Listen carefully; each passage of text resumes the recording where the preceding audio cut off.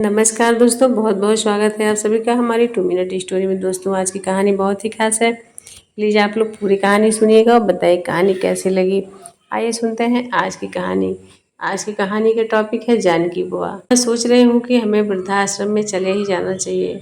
तुम्हें सुकून मिल जाएगा और हमें भी चैन। जानकी जी ने किचन में कढ़ी में कलछी घुमाते हुए अचानक से कहा। तो उनकी बहू आसिया एकदम चौंक गई। आसिया के चेहरे पर जो भाव थे वे किसी को काले पानी की सज़ा सुनाने पर भी नहीं आते। जानकी जी और उनके पति श्रीकांत बाबू 2 बेटों के माता पिता थे। श्रीकांत बाबू एक सरकारी स्कूल में हेडमास्टर थे और उन्होंने अपनी पूरी ज़िंदगी अपने बेटों के बेहतर भविष्य के लिए समर्पित कर दी। बच्चों की पढ़ाई से लेकर उनके अच्छे संस्कार देने तक की हर संभव कोशिश की, लेकिन वक्त और बदलते दौर ने शायद वह सब कुछ बदल दिया जो उन्होंने सोचा था।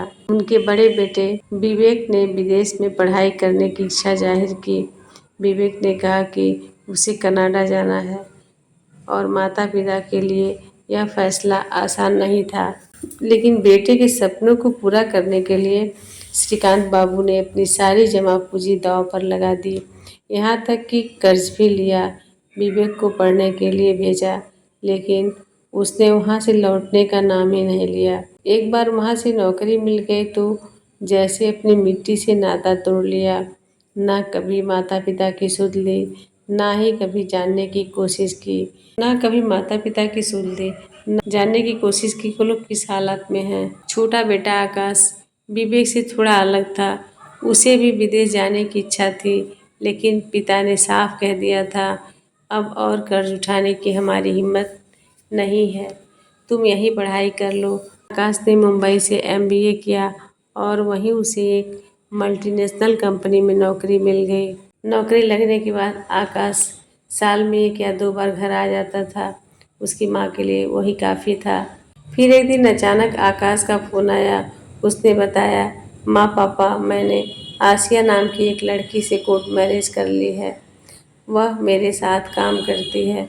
मैं टिकट भेज रहा हूँ, आप लोग आकर आसिया से मिल लीजिए। यह सुनते ही जैसे जानकी और श्रीकांत बाबू का दिल बैठ गया। उनके सपनों का महल जैसे एक झटके में गिर गया। माँ बाप के लिए यह बात किसी सदमे से कम नहीं थी। जिस बेटे को उन्होंने अपनी सारी उम्मीदों का केंद्र बना लिया था, उसी बेटे ने बिना कोई सलाह लिए शादी कर ली थी। श्रीकांत बाबू का गुस्सा उनके शांत स्वभाव के बावजूद भी फूट पड़ा। उन्होंने एक पल के लिए भी रुके बिना कहा, हमसे बिना पूछे, बिना किसी के सलाह लिए तुमने फैसला किया कैसे?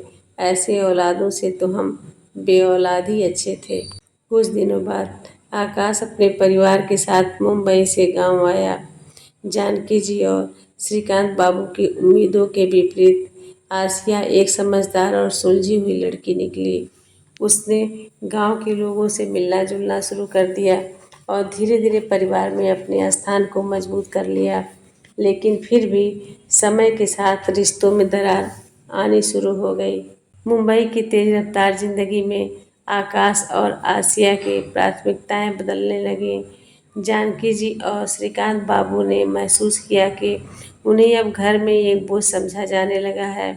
छोटे छोटे कामों में भी टोका टाकी होने लगी थी। आसिया कभी खुलकर कुछ कहती नहीं थी, लेकिन उसकी नज़रें बहुत कुछ कह देती थी। आकाश अपने काम में इतना व्यस्त हो गया था कि उसे यह सब नज़र ही नहीं आता था।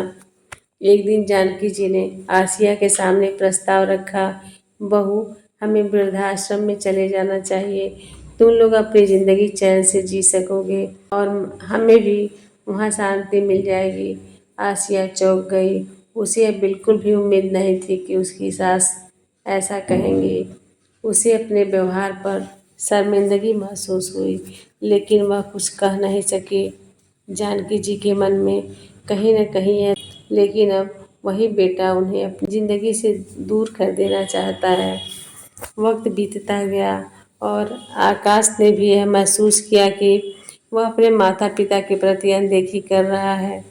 एक दिन उसने अपनी माँ से माफ़ी मांगते हुए कहा, माँ, आप कहीं नहीं जाएंगी, यह घर आपका है और यहाँ आपका हर अधिकार है। मैं बहुत गलत था जो आपके प्यार और त्याग को नहीं समझ पाया। जानकी जी के दिल में एक सुकून भरी मुस्कान आई। उन्होंने आकाश को गले लगाते हुए कहा, बेटा, माता पिता हमेशा अपने बच्चों की भलाई चाहते हैं, लेकिन कभी कभी हमारी उम्मीदें हमें अंधा बना देती हैं। मैं खुश हूँ कि तुमने समय रहते यह समझ लिया।